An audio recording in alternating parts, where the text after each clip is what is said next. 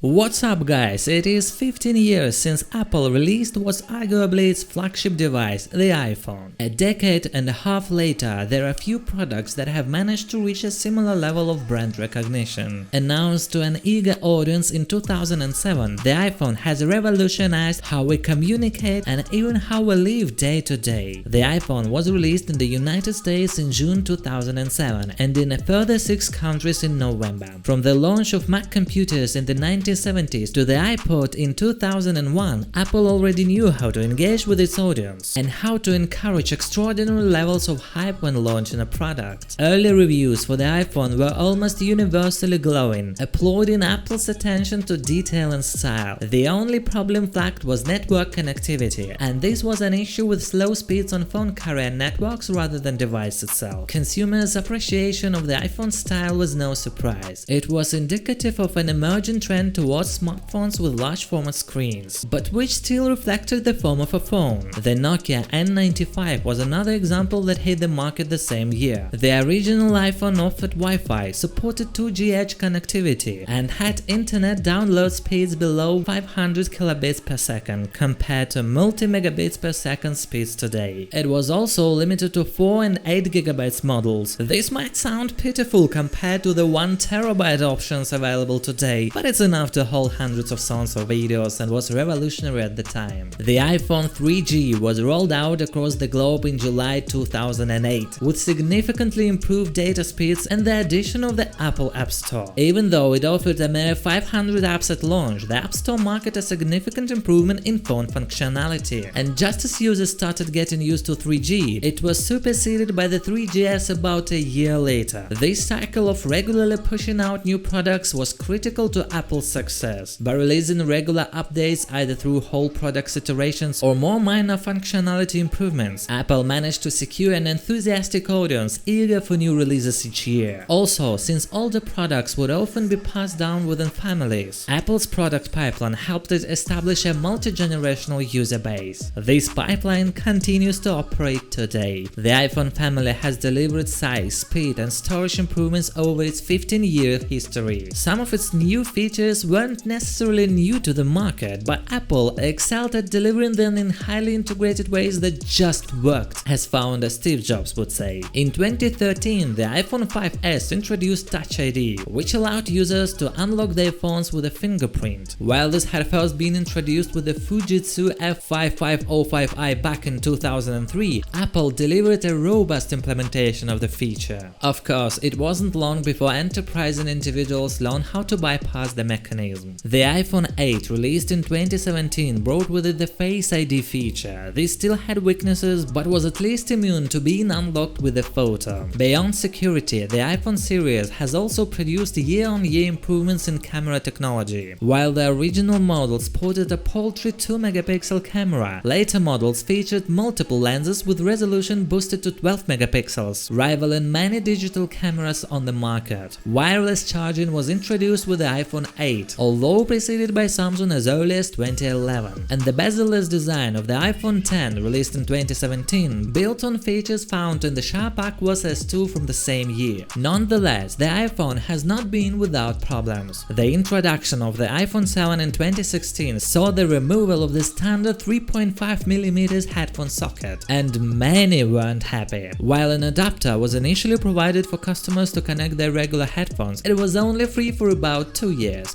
After that, it had to be purchased. In 2016, there were indications of a spike in wireless headphone sales. Perhaps somewhat conveniently, Apple launched its AirPods, wireless Bluetooth earbuds, at the same time. A similar change came in 2020 with the release of the iPhone 12. Arguing consumers had a multitude of spare devices, and perhaps trying to ride on the green reuse agenda, Apple removed chargers from the unboxing experience. Users still received a charging cable, but it was a USB-C to Lightning cable, whereas previous iPhone chargers would have a USB-A socket, the standard USB port. The justification iPhone users would have a box full of old chargers overlooked the fact that none of them would be likely to support the newer and faster USB-C cable. So you could use your old USB-A to Lightning cable and charge it to charge your shiny new phone, but you'd be limited to slower charging speeds. If the past 15 years are anything to go by, it's likely the iPhone will continue with annual product releases. years. These models will probably bring improvements in speed, weight, battery life, camera resolution and storage capacity. However, it's not likely we'll be seeing many groundbreaking innovations in the next few years. The latest iPhone are already highly sophisticated mini computers, which means there is limited scope for fundamental enhancement. Perhaps the most radical change will be the shift from Apple proprietary Lightning connection to USB-C charging thanks to a new European Union directive. And while a common power connector standard is widely considered a positive move, Apple wasn't convinced. We believe regulations that impose harmonization of smartphone chargers would stifle innovation rather than encourage it. As display technologies evolve, next step, Apple may turn to the clamshell phone design with the fully foldable display screen. Samsung has already brought this to the market, but Apple in true fashion will likely wait until the technology, particularly the glass, has evolved to deliver an experience in line with what iPhone users have come to expect. While we can't predict what the iPhone will look like in another 15 years, although some have tried, it's likely the demand for Apple products will still be there, driven by Apple's strong brand loyalty. Guys, thanks for watching this video. Apple will introduce new iPhones on September 7th, so subscribe to our channel so as not to miss them. See you in the next video.